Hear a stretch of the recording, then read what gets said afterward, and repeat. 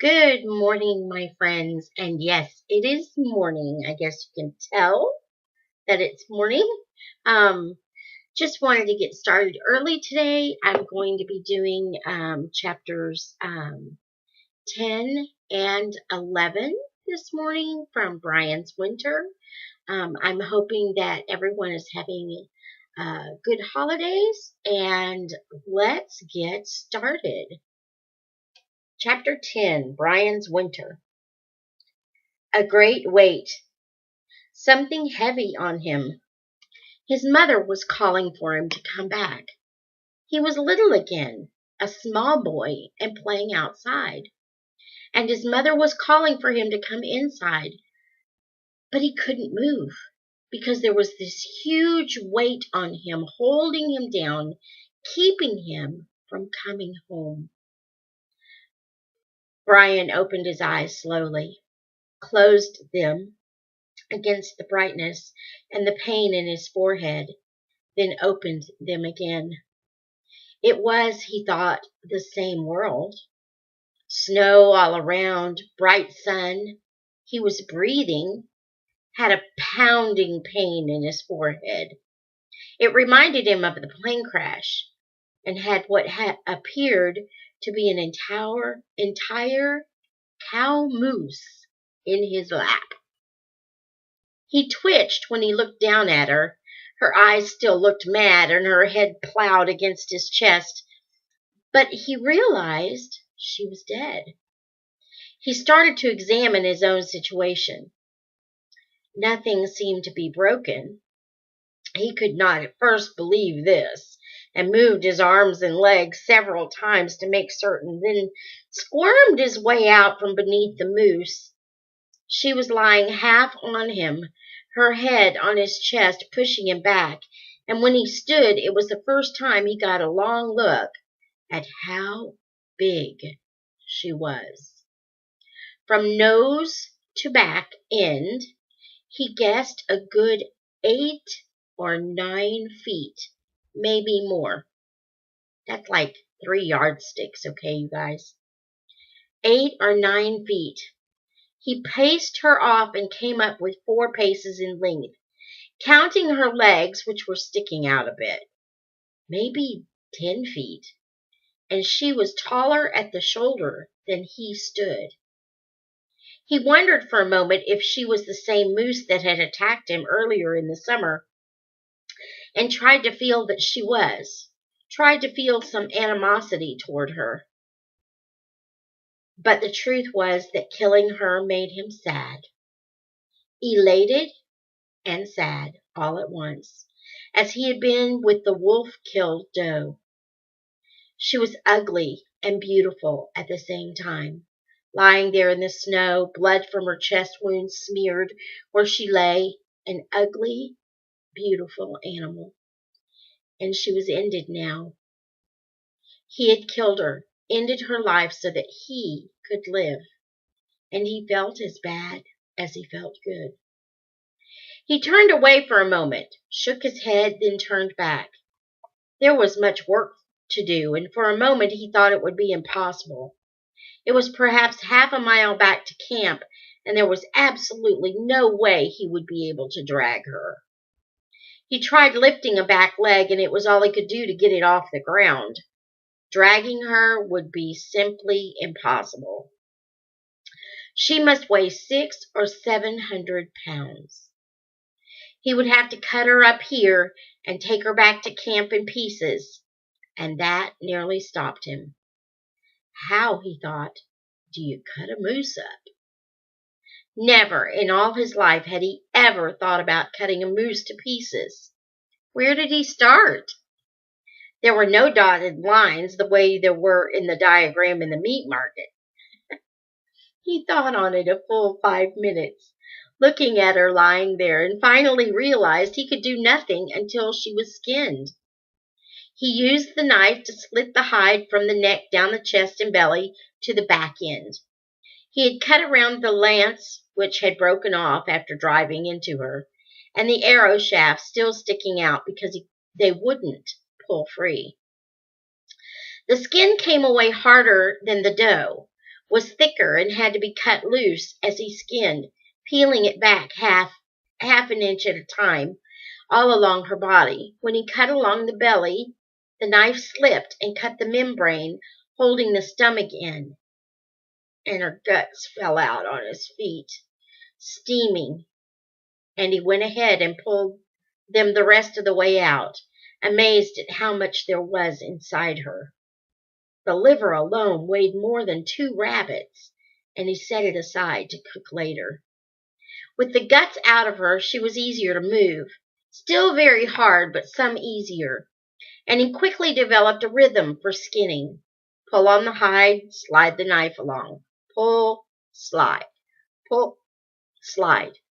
In half an hour, he had lifted the hide completely off her right side, cutting it around the neck just under her head, and folded it over her back, completely exposing her right side. He had never, even in a butcher shop, seen so much meat in one place. She was a house of meat. Again, he lifted the back leg and couldn't move her, even with the guts out.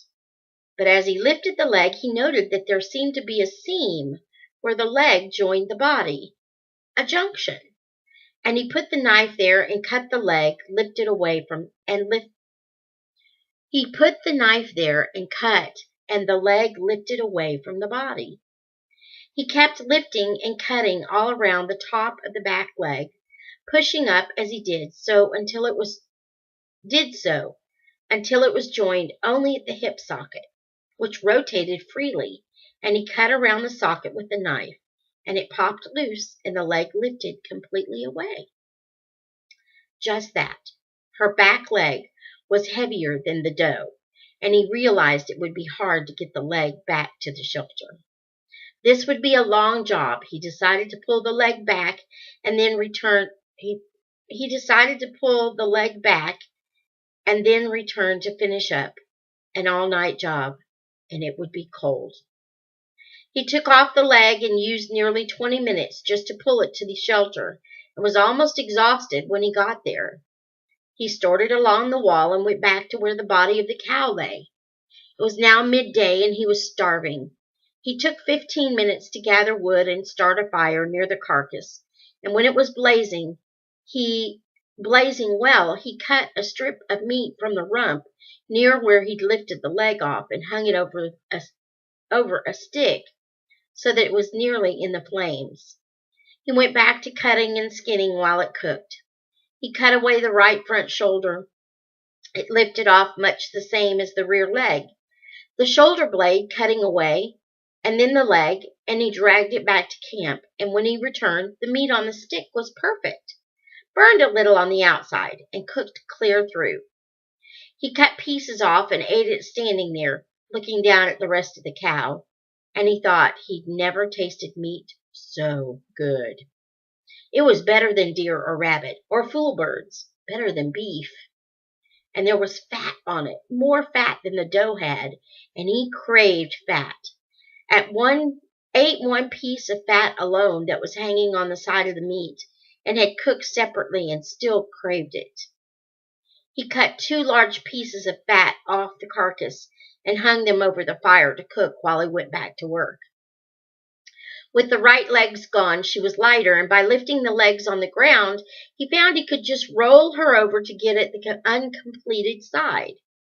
Once she was over, he skinned the side as he'd done the first one, working up to the back after cutting around the legs until the hide was completely free of the carcass.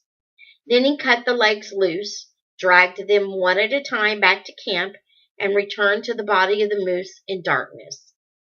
Finding his way was no problem because there was a half moon, and it lighted the snow into something close to daylight. But the cold came now, and he had no gloves. His hands chilled as he worked on the damp meat, and he had to warm them over the fire often, which slowed him. And by midnight, everything in him screamed to stop. But the cow was a treasure house of food and hide, and he wasn't about to leave her for the wolves or the bear if it came along again. So he kept working. With the legs and rump gone, the remaining part of the carcass was not too hard to handle. He used the hatchet to chop through the spine in 2 places and separated the back, middle, and front end, and it amazed him how much all animals were alike. She was immense, but the cow was built almost like a rabbit, with the same basic layout. The same design, he thought, grinning, and supposed if he were on all fours, he would look the same. He cut her head away with the hatchet and dragged the front section of her body, the rib cage and the hump meat on top of her shoulders with it, back to the camp, and then the rear end and the center at the same time. That left only the hide and head. The head he could come back for tomorrow, and he set off with the hide at probably 4 in the morning. It was the worst. It was staggeringly heavy. He couldn't lift it, and dragging it back to camp with his bow and arrows on top of it exhausted him. At camp, he looked at the pile of meat and hide next to his shelter wall, smiled once, shucked out of his rabbit skin shirt, crawled into his bag, and was in a deep, dreamless sleep in seconds. No, he thought, his brain closing down. A great day. A meat day. A moose day. He would sketch it on the shelter wall tomorrow. And that's the end of chapter 10. Chapter 11. The cow proved to be a godsend. The next day, Brian awakened in mid-afternoon starving and not sure it had all happened, although his body felt as if he'd been sleeping in a cement mixer. Every bone and muscle seemed to ache, but the moose was all there, leaning against the side of the shelter. He was starving and made a fire outside. He used the hatchet to chop out a section of ribs and cooked them on a stick over the flames and ate them when the fat was crackling. All I need is some barbecue sauce, he said aloud, grease dripping down his chin, and a Coke. When he had first come out of the shelter, it had been partly cloudy with the sun shining through gray wisps of clouds. But while he ate, the clouds became thicker until there was no blue, and he felt a few drops hit his cheek. Not again. Not rain. But it was. It didn't pour at first, and he took the rest of the day to get in firewood. He had found a stand of dead poplar, all dry and easy to burn, but still about a half-mile away. And he dragged wood until it was dark, and the rain was a steady, miserable, cold downpour. He made a fire inside the shelter with coals from the outside fire, and soon it was warm and toasty. He hung the rabbit skin shirt up to dry and lay back to wait the rain out, having worked all night the previous night and slept most of the day. He wasn't sleepy, and thought that the rain seemed light and would probably end by daylight. And when he finally dozed off, warm and snug in the shelter, it seemed to be coming down more lightly all the time. But at daylight, it hadn't stopped. He looked out at the drizzle. It had melted all the snow off, and everything was a mess, and now it had become cold, and the rain was freezing into ice on the limbs and grass, and he was glad that he had plenty of wood pulled up and a dry place to live. It rained for a solid 8 days, cold and wet, and if he hadn't had the shelter and meat, he would have gone crazy. And in a strange way, it never really did stop raining. Each day it got colder and colder, and the rain kept coming down, and Brian could hear limbs breaking off with the weight of the ice on them. And just when he thought he could stand it no longer, the rain turned to snow. Only this time not a soft snow. A wind came out of the northwest that howled through the trees like something insane. Actually awakened him in the middle of the night and made him sit bolt upright in fear. The snow was small and hard at first, driven needles that seemed to cut his cheek when he looked outside, then changing into blown, finer snow that found ways to seep into the shelter and melt on the hissing fire. He was not idle. He had dragged in enough wood to last if he was careful, but by the second and third day he was going stir crazy and was looking for things to do. Luckily, there was much that needed doing. His clothing was far from adequate. The rabbit-skin shirt was like paper and ripped easily. Indeed, it had been torn in several places during the moose attack and needed restitching. And Brian, with great effort, stretched the moose hide out in the rain and cut it in half and brought the rear half into the shelter. The hide was still wet from being on the moose, hadn't had time to dry, but the fire and heat in the shelter worked fast, and within a few days it had dried sufficiently to work. It was stiff and thick, and while it was still damp, he cut a rectangle for a moose shirt, stitching it down the sides with moose hide laces, making it larger than the rabbit skin shirt. He did the same kind of sleeves and then made a crude hood, which he stitched around the head opening. He did all this with the hair side in, and when he put the rabbit skin shirt on underneath, and then the moose hide parka on the outside, even with the moose hide still uncured, he could feel his body warming up instantly. He also nearly went down with the weight. He figured the coat weighed at least 30 pounds, maybe more, and decided he wouldn't be doing much running in it. The snowstorm lasted 3 days on top of the rain, and Brian worked on his weak spot, his hands. He used moose hide and made a pair of crude mittens by using his hands for a pattern and a piece of charcoal to draw on the hide. The thumbs were so large he could almost stick his whole hand in the thumb hole. These he made with the hair side in and fashioned them large enough to allow a second set of rabbit skin mitts to be worn inside. The mittens were so big they kept falling off his hands, and he used moose hide to make a cord that went over his shoulders and held the mittens up if he relaxed his hands. This was all hard work and kept him busy for days, but worse work was the hide. As it dried, it started to harden and it turned into something very close to a board.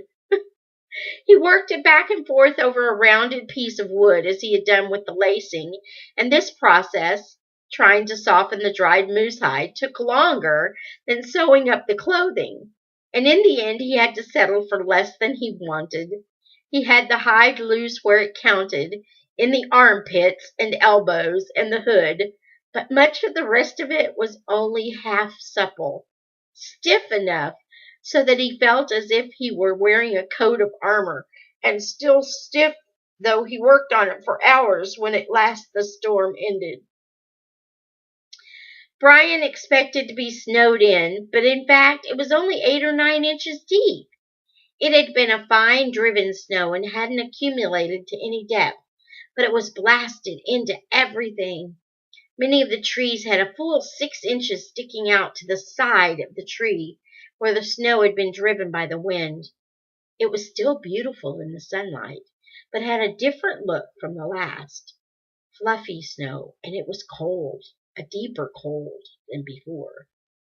Brian couldn't estimate temperature, but he thought it must be near 0, but quiet. The wind had stopped completely, and his clothes kept him as warm as if he'd been in the shelter. He started to brush the snow off the stacked moose meat and then thought better of it. The meat was frozen and protected under the snow and ice from the rain, and safer there than in the open. He didn't think the bear would come. It must be hibernating by now. And the same for Betty, whom he hadn't seen since just after the bear attack. So the meat should be all right just beneath the snow. He needed wood, and he spent most of that day dragging in dead poplar, finally taking the parka off because it was so heavy, and working in the rabbit skin shirt alone. Everything had ice frozen on it, but it chipped off easily with the hatchet. When he had a good stack, enough for another week, he was definitely gun-shy now about storms. He chopped some meat off one of the back legs of the moose for stew, and settled in for another night of rubbing the hide of his parka to soften it. And he wondered that night, the night of day 94, if this was it. Was this all winter would be? Eating meat and rubbing hide and waiting for the next rain to turn to snow. And that is the end of chapter 11. So, until next time, may the Lord bless you and keep you. May he make his face to shine upon you and be gracious to you. May the Lord lift up his countenance upon you and grant you his peace. Bye. Happy holidays!